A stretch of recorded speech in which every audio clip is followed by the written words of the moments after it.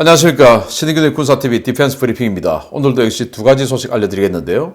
지금 전 세계 선진국들은 6세대 전투기 만드는데 박차를 가하고 있죠. 미국은 NGAD, Next Generation Air Dominance, 4세대 항공지배 전투기 이거 만들고 있고 뭐 이른바 PCA라고도 하기도 하죠.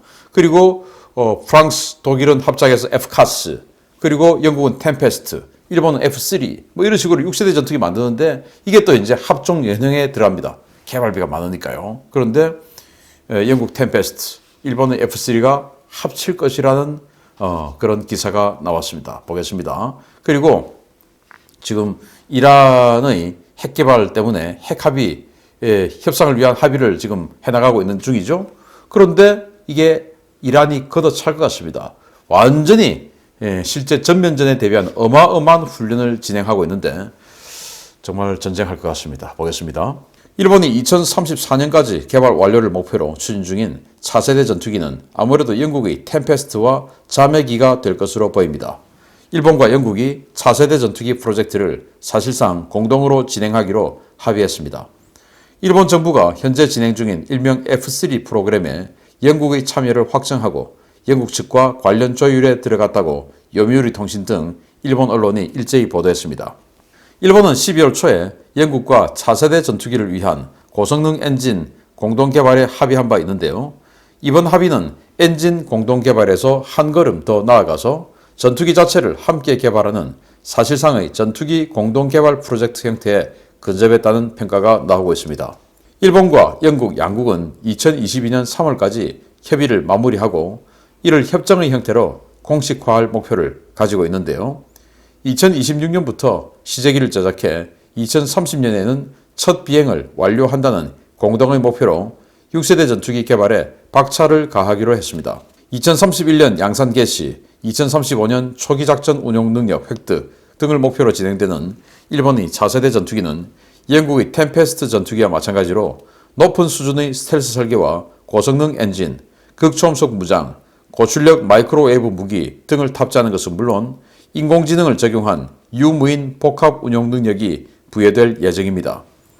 이 전투기는 현재 개발 중인 주요 전투기 프로젝트들과 비교해보면 미국의 NGAD에 필적하는 세계 최정상급의 성능을 갖출 것으로 전망되는데요. 2030년대 초반부터 6세대 전투기를 손에 넣는 일본에 대응해 우리도 KF-21의 단계적 진화 프로그램을 더욱더 서둘러야 할 것으로 보입니다. 이거 뭐 CG입니다. 일본의 F3 전투기 예상 CG. 요즘 뭐 트렌드가 보시다시피 수평미익, 수직미익을 하나로 통일해서 원래 이제 수직미익 그리고 수평미익 이렇게 뒷부분 후방 날개가 있는데 이거 다 없애고 그냥 이렇게 아주 경사를 좀 크게 준 이런 미익 해서 하나로만 가는 이런 게 또 대세 트렌드인 것 같아요. 러시아의 체크메이트도 이제 이런 형상이고 그래서 뭐 이런 형상. 그런데 일본 해봐야 지금 이 6세대 전투기 100대 희망하고 있거든요. 그런데 100대 가지고 전투기를 자기네들이 독자적으로 만든다? 이건 한마디로 미친 짓이죠. 왜? 어마어마하게 돈이 많이 드니까.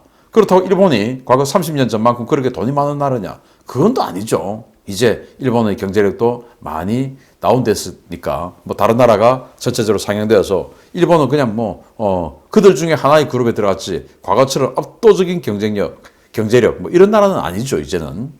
그러다 보니까 협력자가 필요하고 또 영국도 혼자서 이 템페스트 전투기를 다 만들어내기는 영국의 경제력은 일본보다 더 약하니까. 그런데 나토나 여러 분야에서 지금 독일, 프랑스 이런 나라들이 같이 하고 있는 그 FCAS 프로그램 이 공동으로 해야 된다. 아니면 미국하고 같이 해야 된다. 왜?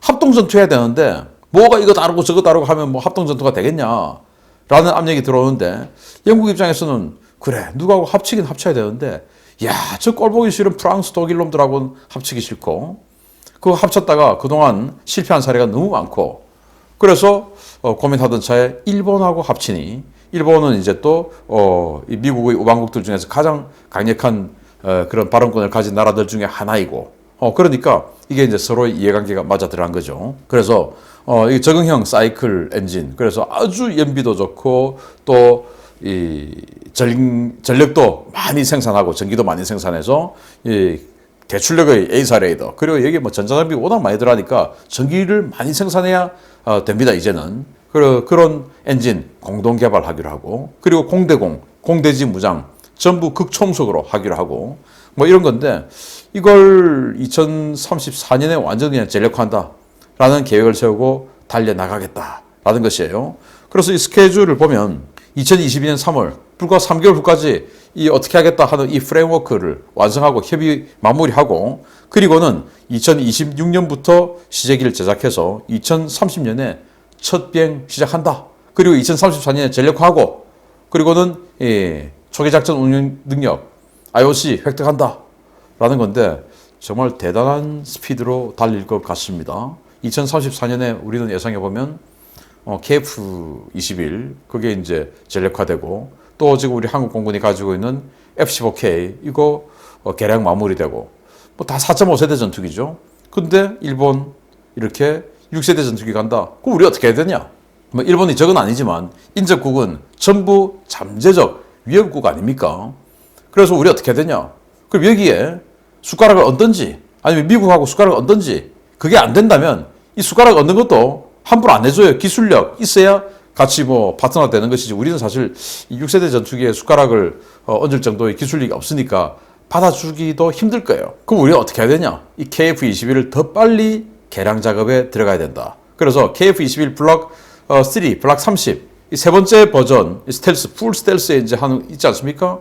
여기에 대해서는 아직 결정이 나지 않았는데, 차라리 기왕 KF-21 이 정도까지 왔으면 빨리 완전히 풀 스텔스, 그리고 로얄 윙맨하고 같이 하는 유무인 복합체계 빨리 가든지, 안 그러면 KF-21 딱 블록 2, 블록 20에서 접고 새로운 전투기, 6세대 전투기 만들든지 결심을 빨리 해야 되지 않겠냐라고 생각이 됩니다. 두 번째입니다. 핵합의 복원 협상이 사실상 파국으로 치닫고 있는 가운데 이란이 본격적인 전쟁 준비에 나섰다는 소식입니다.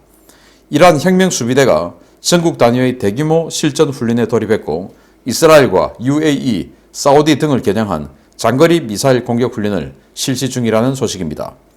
이란의 핵심 군사력인 혁명수비대가 현지 시각으로 12월 20일부터 이란 남부 지역에서의 미사일 발사를 시작으로 전국적인 대규모 군사 훈련에 돌입했다고 이란 국영 통신을 인용해 디펜스 뉴스가 현지 시각 12월 21일 보도했습니다. 이란은 지상군과 항공우주군, 해군 등 모든 혁명수비대 병종들이 4박 5일 일정으로 계획된 전국 단위 대규모 훈련을 시작했으며, 이번 훈련에는 전 세계 석유 물동량의 20%가 움직이는 호르무즈 해협도 훈련 해역으로 포함됐다고 밝혔습니다.